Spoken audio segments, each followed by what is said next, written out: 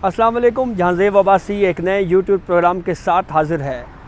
फ़ौजी अदालतों में सिविलियन के ट्रायल के ख़िलाफ़ केस को ताख़ीर का शिकार करने की एक और कोशिश हुई, लेकिन अब की बार आईनी बेंच ने न सिर्फ उस कोशिश को पूरा नहीं होने दिया, बल्कि उसके साथ साथ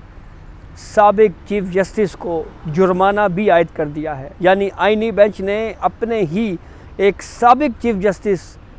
को जुर्माना आयद करते हुए ये वाज़े किया है कि हम इस केस को कंक्लूड करना चाह रहे हैं, इस केस कोई समाअत जो है वो मुकम्मल करना चाह रही हैं। इसके ऊपर डिस्कस करेंगे और फिर कुछ अहम ऑब्ज़रवेशंस बिलखसूस जस्टिस मुसर्रत हिलाली की जानिब से वफाकी हुकूमत की जानिब से एक इस्तदा की गई थी, उस इस्तदा को मुस्तरद किया गया और फिर जस्टिस अमीनुद्दीन ख़ान ने की सरबराही में 7 रुकनी बेंच के सामने जब ये केस चल रहा था, तो इस केस में जस्टिस नईम अख्तर अफ़गान ने बहुत अहम ऑब्ज़रवेशंस दी हैं। इस पर भी तफसीलात में आपसे इस वीडियो में डिस्कस करेंगे। तो आज काफ़ी वक्त के बाद, काफ़ी माह के बाद फ़ौजी अदालतों में सिविलियन के ट्रायल के ख़िलाफ़ केस पर समाअत का आगाज़ हुआ। 7 रुकनी बेंच है जिसने इस केस के ऊपर समाअत शुरू की। वज़ारत दिफ़ा के वकील ख्वाजा ख्वाजा हारिस जो हैं वो पेश हुए और उन्होंने आके ये बताया कि जो आर्मी एक्ट की मुतल्लिका शिकों को जो स्ट्राइक डाउन किया गया है, जो कलअदम करार दिया गया है, ये फ़ैसला जो है वो दुरुस्त नहीं है। इस केस की समाअत के दौरान जस्टिस जमाल खान बंदोखेत ने एक ऑब्ज़रवेशन दी। उन्होंने ये कहा कि हमारी तमाम वकला से ये इस्तदा है,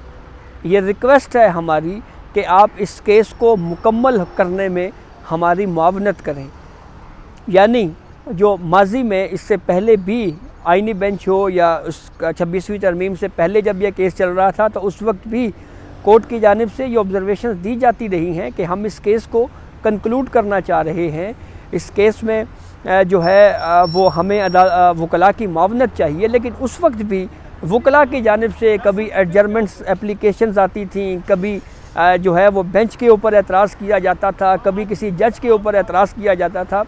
जिसकी वजह से ये केस जो है वो ताख़ीर का शिकार होता गया। साबिक चीफ़ जस्टिस उमर अता बंदयाल के दौर से ये केस चल रहा है, जब दरख्वास्त गुज़ारों ने आर्टिकल 184(3) के तहत दरख्वास्त दायर करने से पहले उमर अता बंदयाल साहब से चैम्बर में मुलाकात की थी और फिर उसके बाद आर्टिकल 184(3) की दरख्वास्त जो है वो एतजाज़ एहसन और दीगर वकला ने दायर की थी। फिर उसके बाद उमर अता बंदयाल के पूरे टेन्योर में ये केस डिसाइड नहीं हो सका, बंदयाल साहब इस केस को डिसाइड नहीं कर सके। काजी फ़ाइज़ ईसा साहब के दौर में एजाज़ुल एहसन की सरबराही में जो बाकी जजेस बचे थे, उन्होंने सिविलियन का फ़ौजी अदालतों में ट्रायल को गैर आइनी करार दिया, लेकिन आर्मी एक्ट की शिकों को भी मुतल्लिका शिकों जिसके तहत सिविलियन का फ़ौजी अदालतों में ट्रायल होता है, उन सेक्शंस को भी स्ट्राइक डाउन कर दिया। और फिर उसके बाद उस फैसले से आर्मी एक्ट के सेक्शंस को गैर आइनी करार देने के फ़ैसले की हद तक जस्टिस याहिया अफरीदी साहब जो मौजूदा चीफ़ जस्टिस ऑफ पाकिस्तान हैं, उन्होंने इख्तलाफ किया था और एक इख्तलाफी व्यू दिया था और ये कहा था कि ये सेक्शंस, आर्मी एक्ट के जो सेक्शंस हैं, ये हमारे सामने अंडर चैलेंज नहीं हैं। हमने सिर्फ ये देखना है कि सिविलियन का फ़ौजी अदालतों में ट्रायल हो सकता है या नहीं हो सकता। उसके बाद सरदार तारिक मसूद साहब की सरबराही में एक बड़ा बेंच बना जब इंट्रा कोर्ट अपीलें फ़ाइल हुई। पहले एतराज़ सरदार तारिक मसूद साहब के ऊपर किया गया, वो बेंच से अलग हुए, उसकी वजह से केस डिले का शिकार हुआ। फिर उसके बाद अमीनुद्दीन ख़ान साहब की सरबराही में जब बेंच आया तो उस वक्त ये एतराज़ किया गया जी कि ये बेंच छोटा है, इसको मज़ीद बड़ा होना चाहिए। फिर 7 रुकनी बेंच बना, फिर केस डिले हुआ। तो अब आईनी बेंच ने आज जब इस केस के ऊपर समाअत का आगाज़ किया तो जस्टिस नईम अख्तर अफ़गान ने ये ऑब्ज़रवेशन दी। उन्होंने ये कहा कि हमने ये देखना है और हमें ये सवाल जो है इसका जवाब दें कि जो इंसदाद दहशतगर्दी की अदालतों ने जो इन मुल्ज़मान को फ़ौज की तहवील में दिया है, उसकी डिटेल रीज़निंग कहाँ पे है, यानी वो तफसीली फ़ैसला कहाँ पे है, उनके फ़ैसले कहाँ पे हैं। हम उनकी रीज़निंग यानी स्पीकिंग ऑर्डर्स देखना चाहते हैं। तो जस्टिस नईम अख्तर अफ़गान ने वज़ारत दिफ़ा के वकील ख्वाजा मोहम्मद हारिस साहब से ये भी कहा कि आप ये सवाल बेशक लिख लें और बाद में हमें इसका जवाब दीजिएगा। एक मौका के ऊपर हफीज़ुल्लाह नियाज़ी की जानिब से, जो एहसान के वकील हैं,